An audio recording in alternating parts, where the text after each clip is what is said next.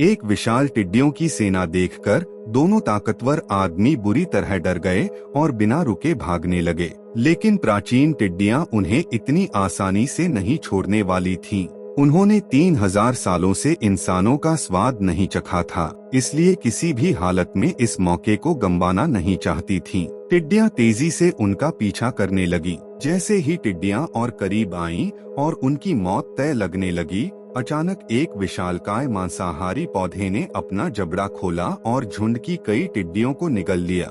यह एक प्राचीन मांसाहारी पौधा था जो इतने सारे टिड्डियों को देखकर उत्साहित हो गया और एक एक करके उन्हें खाने लगा।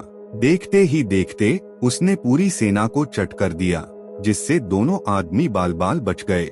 लेकिन राहत ज्यादा देर तक नहीं रही। जैसे ही वे आगे बढ़े, अचानक उनके सामने एक गहरी खाई आ गई।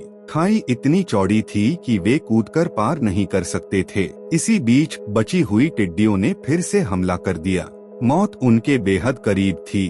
तभी उनमें से एक आदमी ने पास की एक विशाल पत्थर की मूर्ति पर नजर डाली और बिना सोचे समझे अपना सिर पूरी ताकत से उससे टकरा दिया।